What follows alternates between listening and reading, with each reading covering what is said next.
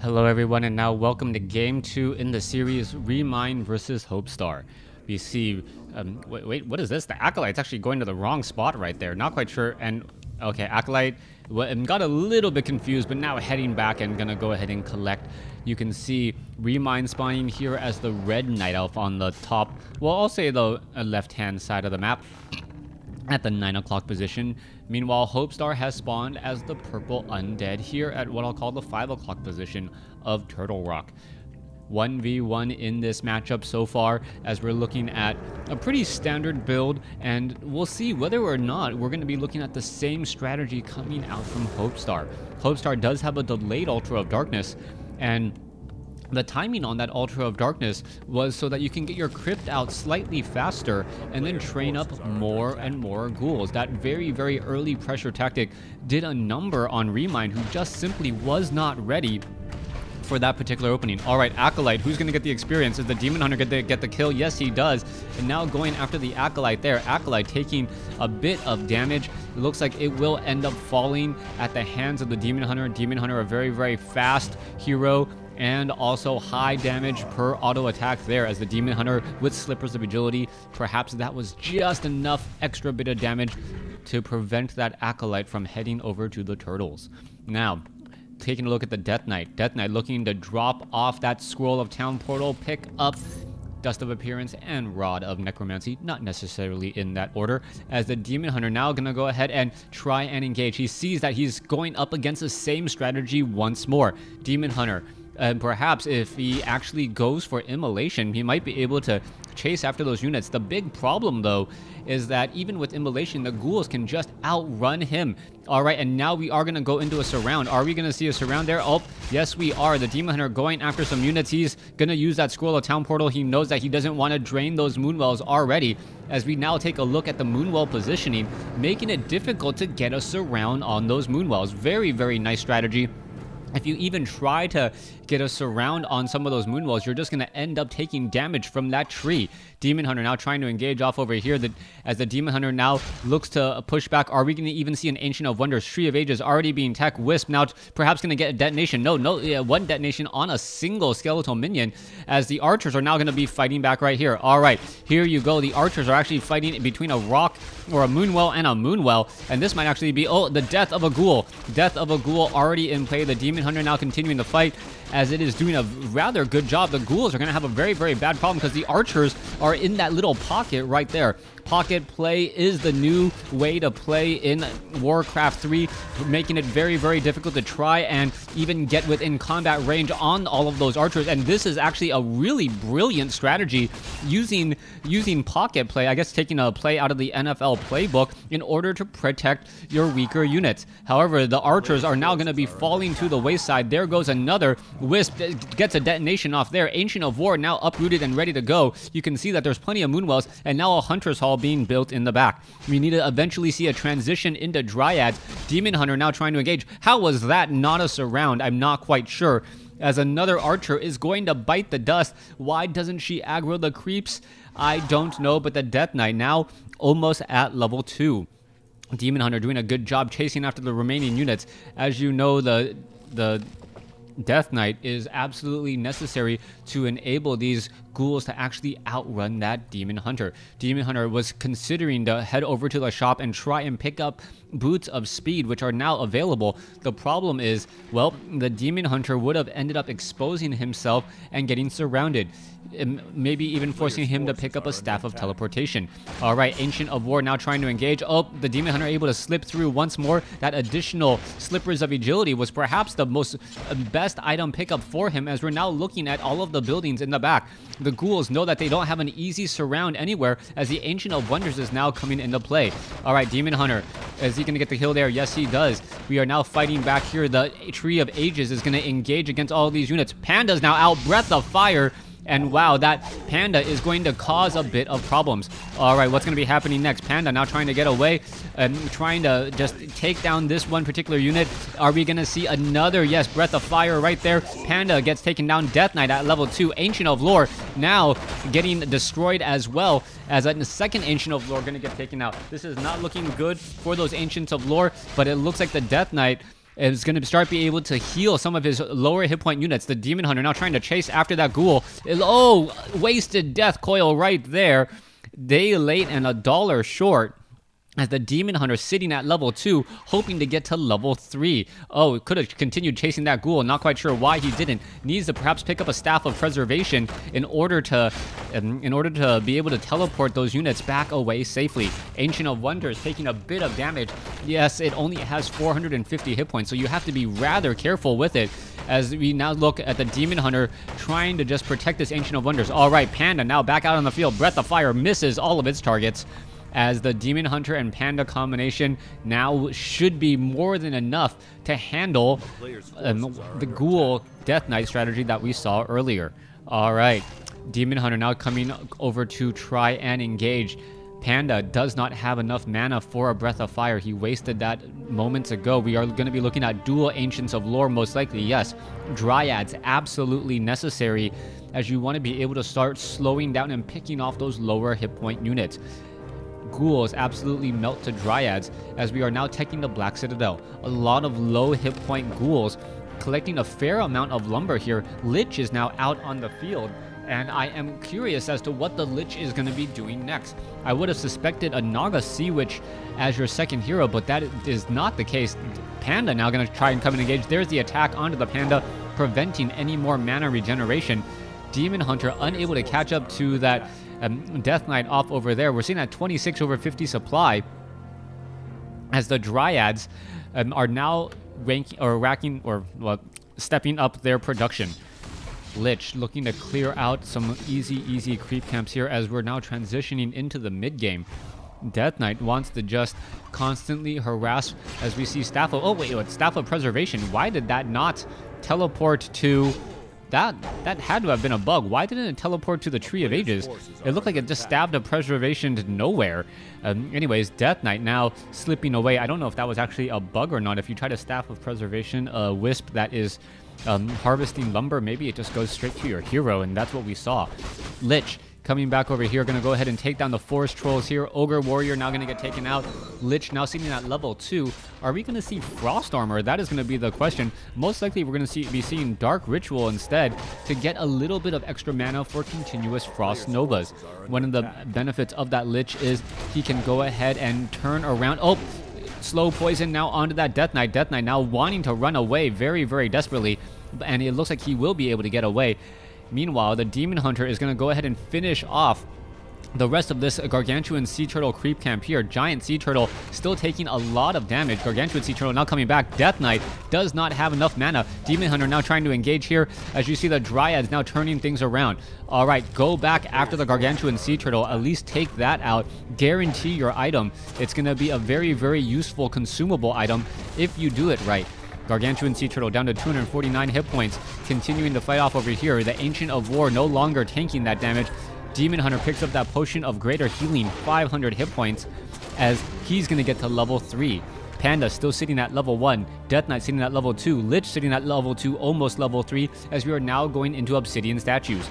Gargantuan Sea Turtle right off over here, as the Dryads are now going to be coming in from the opposite direction. Giant Sea Turtles with that piercing damage, however, causing a little bit of problems right there. All right, let's go ahead and take down the Giant Sea Turtle here. It looks like it will get taken down. Level 2 now on that Panda. Plenty of mana. Drunken Haze, Breath of Fire could cause some serious problems to the ghouls that we're currently looking at from HopeStar. HopeStar's ghouls will get melted, and even with the Obsidian statue right there, the Obsidian statue does heal a lot of units all at once. It is going to drain its mana very quickly. So this is going to turn into a very specific fight here in just a moment, as the Demon Hunter tries to engage against all of these Crypt Fiends.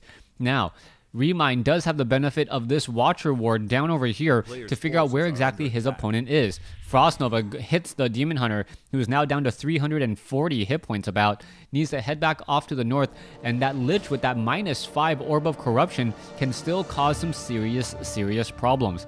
All right, armies now trying to just fly around each other. It looks like we are going to be going for the Naga Sea Witch third, and oh, that Demon Hunter is in serious trouble now. Frost Nova right there, Potion of Healing. Wow, he was at 499 hit points.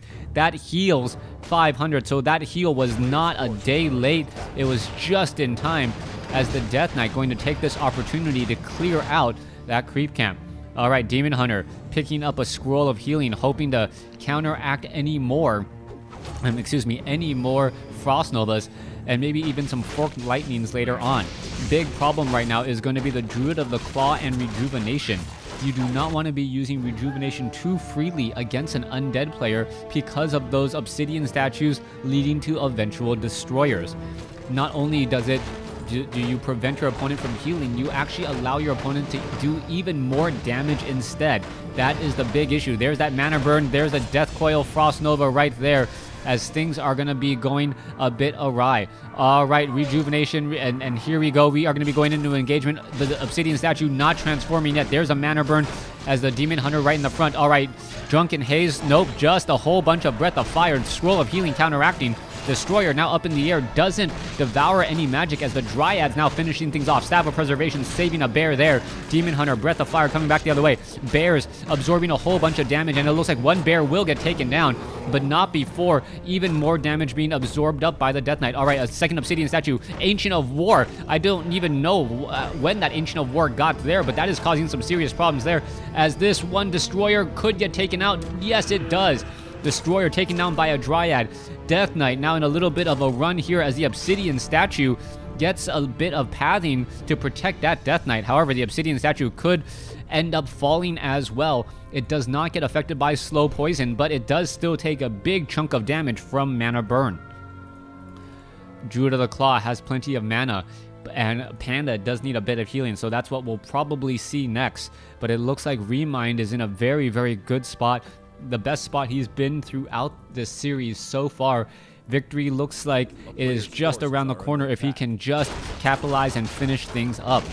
Setting down a Tree of Life and a possible ninja expansion in a out-of-the-way location. Meanwhile, we're taking a look at the Undead, and the Undead, HopeStar going after a rather difficult creep camp. If he can make sure to avoid any shockwaves on his Death Knight, then he should be fine. All right.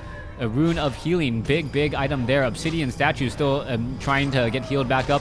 Let's see, if that Ogre Lord destroys that Obsidian statue, that would actually be absolutely horrible, as we now see the Destroyer has turned into the air. All right, Destroyer, is he going to go ahead and absorb some mana? Yes, he does. Or was that a Devour Magic? Not 100% sure. Level 2 now on the Nagasi, which, as we're seeing the Wisp now get cleared out here. All right, Demon Hunter sitting at level 4, Panda sitting at level 4. The death of a Wisp allowing the Night Elf army to go after a creep camp, knowing that they have a little bit of time at least to clear out this Ogre Lord creep camp and make something of it.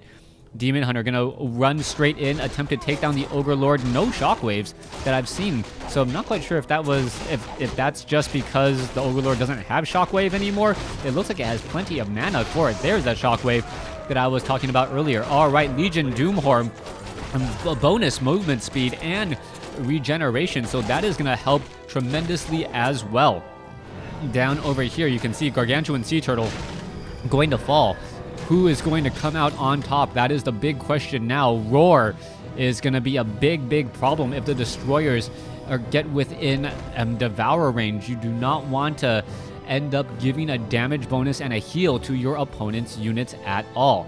Back over here, you can see that Shade, smart enough to know to not walk by in front of this Watcher Ward right there. That would have just been free experience once more, as both sides going back to their respective corners in order to do a last bit of creeping. Now, I believe this is the last bit of red creep camps on the map. Lich will get to, well, Lich might get to level 4. He might be shy though, yeah. Gonna be a little bit shy of level 4. Panda is already at level 4, and I don't think it's gonna be able to get to level 5, at least not off of that creep camp. Demon Hunter having some very strong items. Meanwhile, we are now going after another orange creep camp here. So just trying to creep every which way. Panda, if he ends up solo creeping without the Demon Hunter once more, well, no, this creep camp is gone. So yeah, I don't think that the Panda really has any chance of getting to level 5 before the next fight.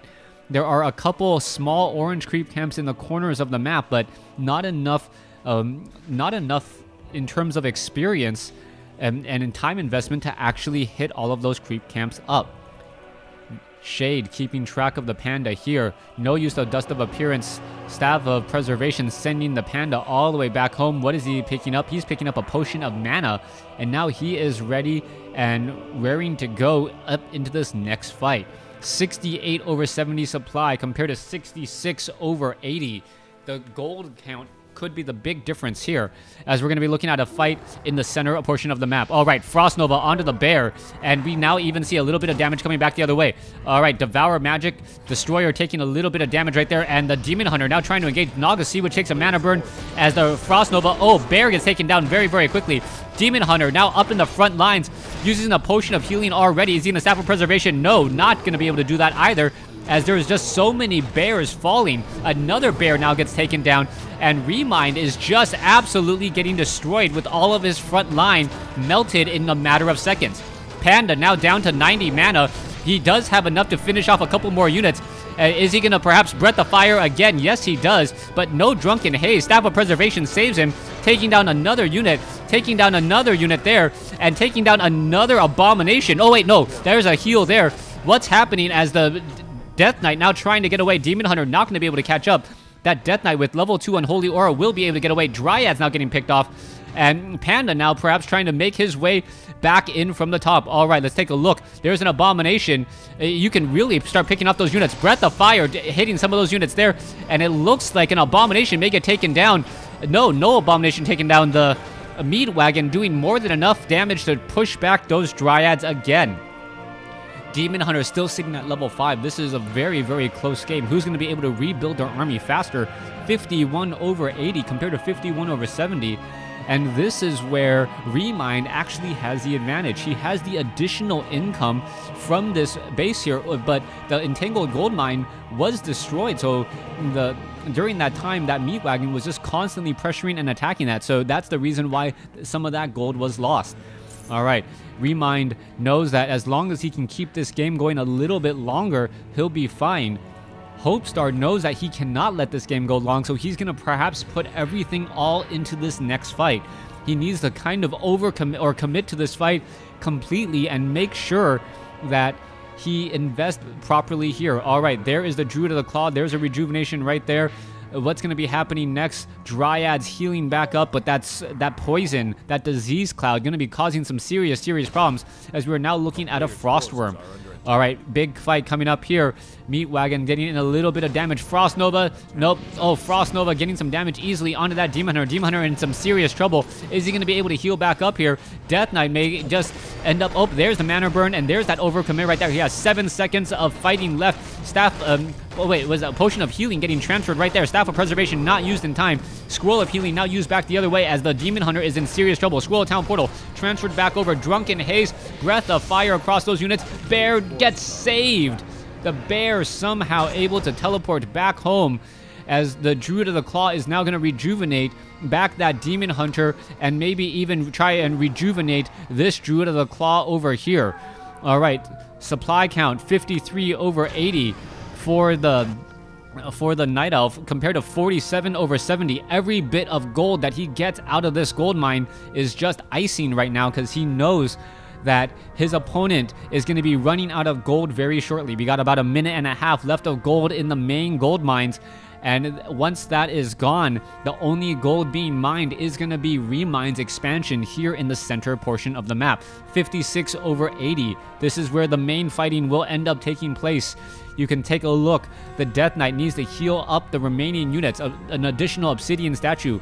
I don't know where the Meat Wagon is. I think it did end up falling in that fight, and that Demon Hunter must have had a death wish for quite some time. Looks like he was going to get taken out and then ended up surviving ever so barely. Oh, Potion of Invisibility being used by the Demon Hunter here. All right, if he can perhaps focus down. Oh, mana burn onto the Death Knight already, and now we see level 4 on the Naga Sea Witch. All right, a bear quickly getting taken down. Breath of Fire, Drunken Haze, all that additional damage. Staff of Preservation, is it going to save the bear? No, it is not, as the Frostworm taking even more damage again. All right, we need to see Staff of Preservation at least save some of those bears, but maybe he's waiting for the cooldown to help. Breath of Fire, oh, Breath of Fire onto the Frostworm, only to have it getting taken back down once it teleported or flew back the other way. All right, Crypt Fiend's having a bit of problem. Demon Hunter still up in the front, engaging against that one lone Death Knight. Drunken Haze, Breath of Fire. Oh wait, wrong order. What? Breath of Fire, Drunken Haze. Doing a little bit of a loss there, as the Lich will end up getting taken down to a Dryad Spear. There's the GG. HopeStar unable to finish him off in 2 games, as we now go to game number 3. Thanks for watching. Thanks for listening. Hope you guys enjoyed it.